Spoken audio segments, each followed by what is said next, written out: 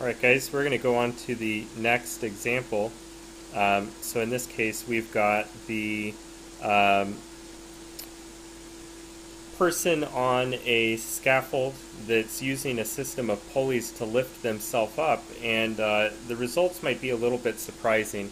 If you guys remember from physical science, pulleys are typically used to generate mechanical advantage. So the person lifting themselves will be able to lift themselves with less force than their actual weight, say if they were just trying to climb the rope, but they're going to have to pull quite a bit of length of rope just to get that same displacement. So the first thing that we're going to do is we're going to draw a free body diagram to try to figure out what's going on here. And it's important for us to define the system properly. So what we're going to do is we're going to define the system as actually this entire thing.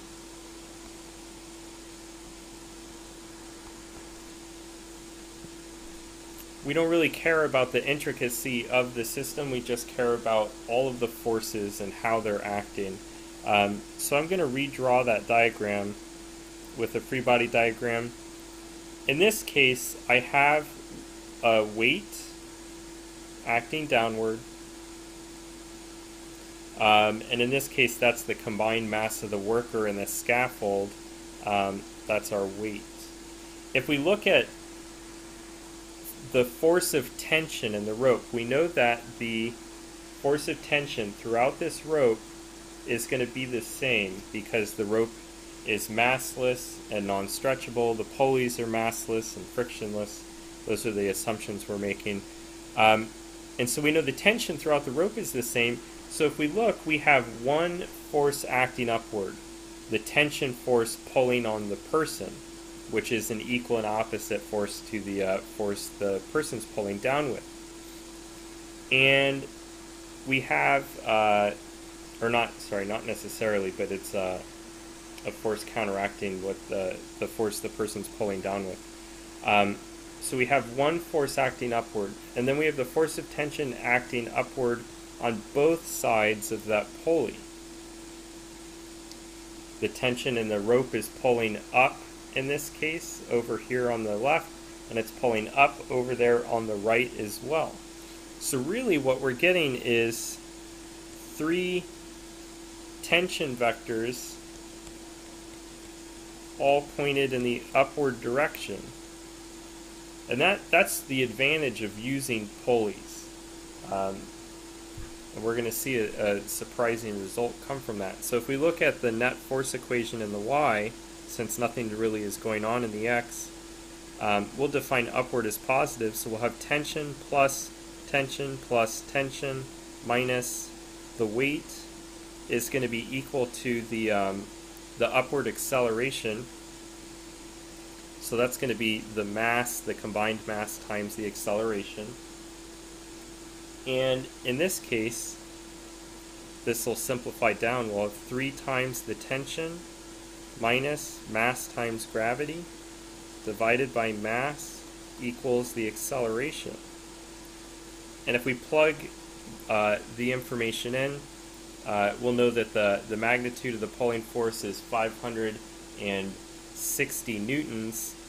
The tension is going to be equal to that, so we're going to have 3 times 560 newtons minus the weight of the person, which is, and the scaffold, which is 1,520 newtons, and the mass of them combined is 155 kilograms, and that all together is the acceleration. So in this case the acceleration is 0.65 meters per second squared. So that person is actually pulling harder than they would need to stay stationary or to stay in equilibrium and travel at a constant velocity, and that's resulting in an acceleration upward. Again, the the way we determined the pulling force was to say that this person is pulling down on the rope, and so the rope is pulling up, and that's a action-reaction pair. And so if the person is pulling down on the rope with 540 newtons, the rope is pulling up on the person with an equal and opposite force of 540 newtons.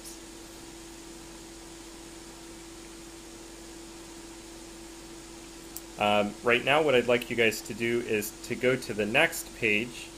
You guys can do the Kahoot either individually, or you can have someone in the class start the Kahoot and the rest of you can join. But either way, answer these 3 questions, and if there's still time in class, you guys can work on the homework on the calendar in groups of 2.